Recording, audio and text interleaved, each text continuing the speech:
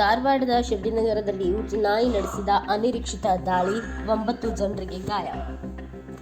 ಧಾರವಾಡ ಜಿಲ್ಲೆಯ ಶಿರಡಿನಗರದಲ್ಲಿ ಸೋಮವಾರ ಮಧ್ಯಾಹ್ನ ಒಂದು ಹುಚ್ಚುನಾಯಿಯು ಅನಿರೀಕ್ಷಿತ ದಾಳಿ ನಡೆಸಿ 9 ಜನರನ್ನ ಗಾಯಗೊಳಿಸಿದ ಘಟನೆ ನಡೆದಿದ್ದು, ಬಡಾವಣೆಯಲ್ಲಿ ಭಯ ಮತ್ತು ಕ್ಷೋಭೆಯ ಸಂಚಾರವಾಗಿದೆ.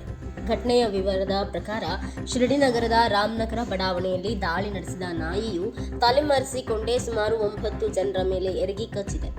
ದಾಳಿಗೆ ಈಡಾದವರಲ್ಲಿ ಶಾಲೆಯಿಂದ ಮನೆಗೆ ಹಿಂತಿರುಗುತ್ತಿದ್ದ 10ನೇ ತರಗತಿ ವಿದ್ಯಾರ್ಥಿ ರಿಷಿಕ್ ಕೂಡ ಇದ್ದಾನೆ. ಅವನ ಮೇಲೆ ನಾಯಿ ಎರಗಿ ಅವನ ಕಿವಿಯ ಬಳಿ ಗಂಭೀರವಾಗಿ ಗಾಯಗೊಳಿಸಿದೆ.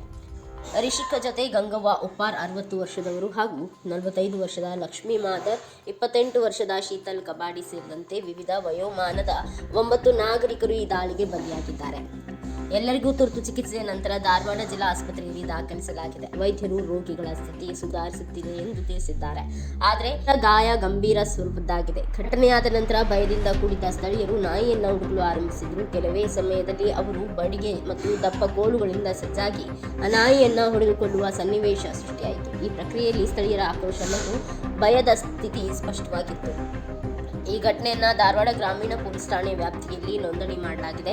ಈ ಘಟನೆ ನಿಜವಾದ ಕಾರಣಗಳನ್ನು ಪತ್ತೆ ಹಚ್ಚಲಾಗುತ್ತಿದೆ ಎಂದು ಪೊಲೀಸರು ತಿಳಿಸಿದ್ದಾರೆ. ಜೊತೆಗೆ ನಗರದಲ್ಲಿ ಅಲೆದಾಡುವಾಗ ನಾಯಿಗಳ ನಿಯಂತ್ರಣ ಮತ್ತು ರೇಬಿಸ್ ರೋಗ ತಡೆಗಟ್ಟುವ ಕ್ರಮ ಕುರಿತು ಈಗಾಗಲೇ ಪ್ರಶ್ನೆಗಳು ಮೂಡುತ್ತಿವೆ. ಸ್ಥಳೀಯರು ಹುಚ್ಚು ನಾಯಿ ನಿಯಂತ್ರಣದ ಕ್ರಮಗಳನ್ನು ತ್ವರಿತವಾಗಿ ಕೈಗೊಳ್ಳುವಂತೆ ನಾಗರಿಕ ಸಂಸ್ಥೆಗಳಿಗೆ ಮತ್ತು ಸ್ಥಳೀಯ ಪ್ರಾಧಿಕಾರಕ್ಕೆ ಕರೆ ನೀಡಿದ್ದಾರೆ. ಬಡಾವಣೆಯಲ್ಲಿ ಈಗ ಮತ್ತೆ ಹುಚ್ಚು ನಾಯಿಗಳು ಸುತ್ತಾಡುತ್ತಿವೆಯೇ ಎಂಬ ಭಯ ಮನೆ ಮಾಡಿಕೊಂಡಿದೆ.